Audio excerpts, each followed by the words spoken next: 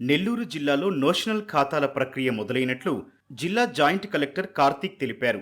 Notional ఖాతా అనేది సాధారణంగా రెవెన్యూ రికార్డుల్లో కనిపించని లేదా అధికారికంగా నమోదు చేయని భూమి ఖాతా. ఈ ఖాతాలు సాధారణంగా తప్పులు, మ్యుటేషన్ లోపాలు లేక ఇతర కారణాల వలన రెవెన్యూ రికార్డుల్లో కనిపించవు. ఇలాంటి ఖాతాలతో ఇబ్బంది పడుతున్న రైతుల కోసం ఖాతాలను రెగ్యులర్ చేసే ప్రక్రియ వేగంగా జరుగుతుందన్నారు. అలానే భూముల రీసర్వే కార్యక్రమం ప్రారంభమైనట్లు వివరించారు. మొదటి విడతలో 37 గ్రామాల్లో రీసర్వే జరిగిందని, ప్రస్తుతం రెండో విడతలో 35 గ్రామాలు ఎంపిక చేయడం జరిగిందని జిల్లా అధికారులు వివరించారు. సర్వే పూర్తయిన తర్వాత వెబ్లాండ్ 2.0లో వివరాలు నమోదు చేస్తున్నట్లు వివరించారు. రెవెన్యూ సమస్యలపై గ్రామ స్థాయిలో రెవెన్యూ సదస్సులు నిర్వహించి వారి సమస్యలను పరిష్కరిస్తున్నామన్నారు.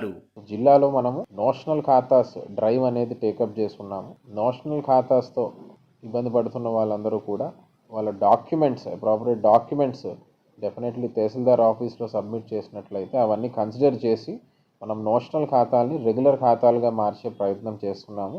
గిఫ్ట్ డీడ్ ద్వారా పట్టా పొంది ఉన్నా లేదా పోతీ మార్పు కింద రిక్వెస్ట్ ఏదైనా పెండింగ్ ఉన్నా లేదా అసైన్మెంట్ కేసెస్ అయినా లేదా రిజిస్టర్డ్ కొనుగోలు ద్వారా పట్టా పొంది ఉండి నోషనల్ ఖాతాస్లో ఉంటున్నారు. ఇలాంటి కేసెస్ అన్నీ కూడా ఇమీడియట్గా టేకప్ చేసి నోషనల్ ఖాతాల కింద రెగ్యులర్ ఖాతాల కింద మార్చినవి 3800 చేయగలిగాం లాస్ట్ 1 monthలో. ఇదే విధంగా పబ్లిక్ అందరూ కూడా ఎవరైతే నోషనల్ ఖాతాస్తో ఇబ్బంది పడుతున్నారో వాళ్ళందరూ కూడా ముందుకొచ్చి డాక్యుమెంట్ సబ్మిట్ చేసినట్లయితే కమింగ్ డేస్లో కూడా మ్యాక్సిమం నోషనల్ ఖాతాస్ అన్నీ కూడా రెగ్యులర్ ఖాతా చేయడానికి జిల్లా యంత్రాంగం అంతా కూడా కృషి చేస్తున్నారు. రీసర్వే కార్యక్రమం మళ్ళీ స్టార్ట్ చేయడం జరిగింది. ఫేజ్ 1లో మనం నెల్లూరు జిల్లాలో 37 విలేజెస్ టేకప్ చేశాము.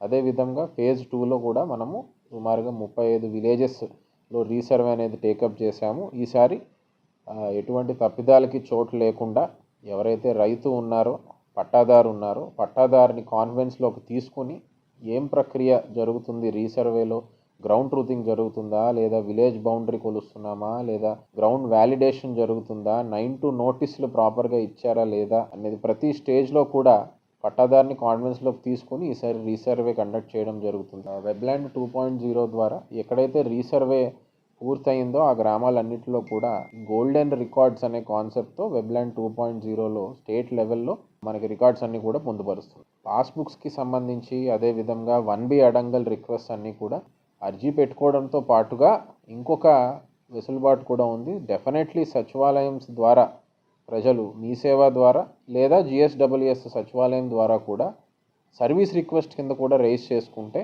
పాస్బుక్ అదేవిధంగా 1B కోసము లేదా అడంగల్ కోసము డెఫినెట్లీ వాళ్ళకి సర్వీస్ రిక్వెస్ట్ క్యాటర్ అయ్యేలాగా ఎన్షూర్ చేస్తాం. రీసర్వే పూర్తయిన గ్రామాల్లో ఎక్కువగా ఇలాంటి సమస్య ఏదైతే పట్టా ల్యాండ్ నుంచి ఇంతకుముందు రీసర్వేకి ముందు పట్టా ల్యాండ్, రీసర్వే తర్వాత గవర్నమెంట్ ల్యాండ్ లేదా రీసర్వేకి ముందు అసైన్డ్ ల్యాండ్స్ ఇవి రీసర్వే అయిన తర్వాత ప్రభుత్వ భూమి కింద పెట్టేశారనే కేసెస్ అన్నీ కూడా చాలా వరకు రీసర్వే గ్రామ సభలు కండక్ట్ చేసి maximum most of the cases అన్నీ కూడా మనం మళ్ళీ తిరిగి రెక్టిఫై చేయడం జరిగింది. అయితే ఇంకా ఎవరైనా సరే ఈ సమస్యతో ఇబ్బంది పడుతున్నట్లయితే అవన్నీ కూడా మండల ఆఫీసర్స్ యంత్రాంగం దృష్టికి తీసుకురావచ్చు లేదా డివిజనల్ స్థాయిలో లేదా జిల్లా స్థాయిలో కూడా ఎవ్రీ మండే మనం ఈవెంట్స్ కండక్ట్ చేస్తున్నాము. దృష్టికి తీసుకొచ్చినట్లయితే తప్పనిసరిగా ఇవన్నీ కూడా మార్చే వెసులుబాటు ప్రస్తుతం ఉంది.